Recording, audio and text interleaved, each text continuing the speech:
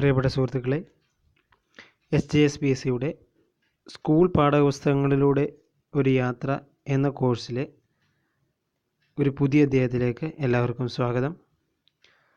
PSC പരീക്ഷയിലെ വളരെ പ്രാധാന്യമർഹിക്കുന്ന school പാഠപുസ്തകങ്ങളിലെ ചോദ്യങ്ങൾ പരിചയപ്പെടുവാനായി നമ്മൾ ആരംഭിച്ച കോഴ്സാണ് സ്കൂൾ പാഠപുസ്തകങ്ങളിലൂടെ. നമ്മൾ ആദ്യം നിലവിൽ ചർച്ച ചെയ്തുകൊണ്ടിരുന്നത് 5ാം ക്ലാസ്സിലെ സാമൂഹ്യശാസ്ത്രം പാഠപുസ്തകത്തിലെ ഭാഗങ്ങളാണ് നമ്മൾ ചർച്ച ചെയ്തുകൊണ്ടിരുന്നത്.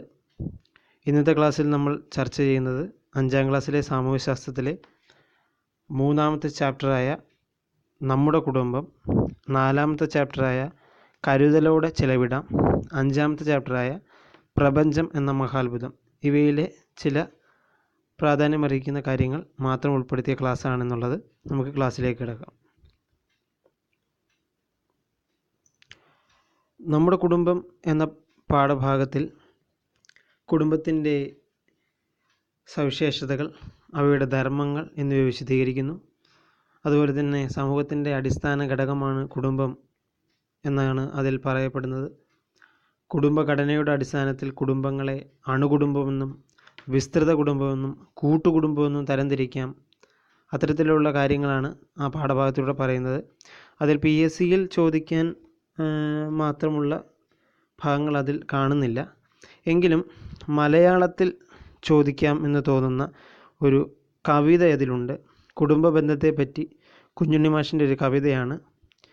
ഞാൻ കുഞ്ഞുണ്ണി, എൻ്റെ അമ്മ നാരായണി അമ്മ, അമ്മമ്മ പാറുക്കുട്ടിയമ്മ, അമ്മമ്മയുടെ അമ്മയോ, ഇത്രയേ ഉള്ളൂ എൻ്റെ അറിവിൻ്റെ വലിപ്പം.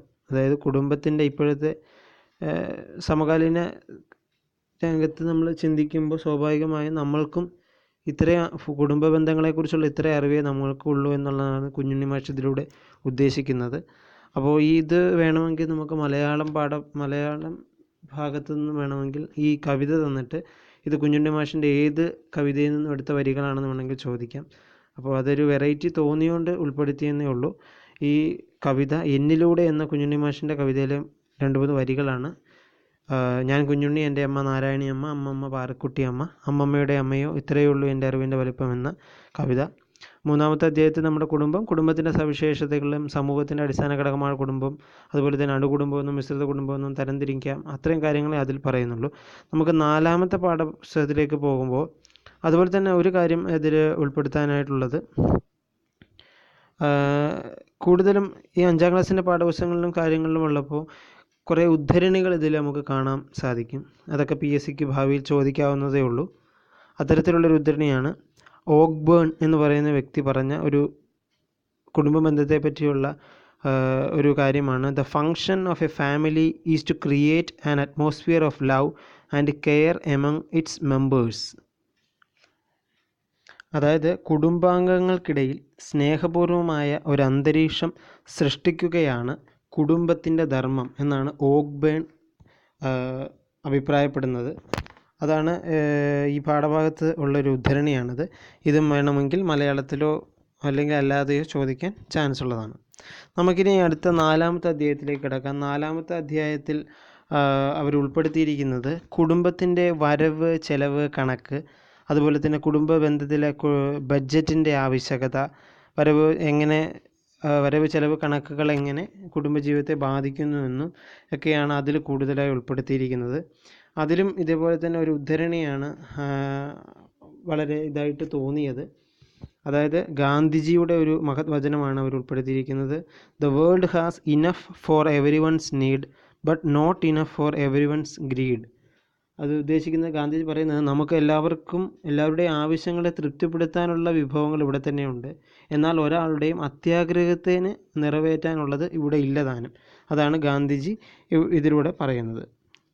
നമുക്ക് ഇനി 5ാമത്തെ അധ്യായത്തിലേക്ക് കിടക്കാം. 5ാമത്തെ അധ്യായം സൗരയൂഥത്തെ പറ്റിയും അവയുടെ സവിശേഷതകളെ പറ്റിയുമൊക്കെയാണ് പറയുന്നത്. 5ാമത്തെ പ്രപഞ്ചം എന്ന മഹാത്ഭുതം എന്നാണ് ആ ചാപ്റ്ററിൻ്റെ പേര്. അപ്പോൾ അതിലെ കുറച്ച് കാര്യങ്ങൾ മാത്രമേ ഇതിൽ ഉൾപ്പെടുത്തിയിട്ടുള്ളൂ. ബാക്കി കാര്യങ്ങൾ നമ്മൾ അടുത്ത ക്ലാസ്സിൽ ഉൾപ്പെടുത്തുന്നതായിരിക്കും.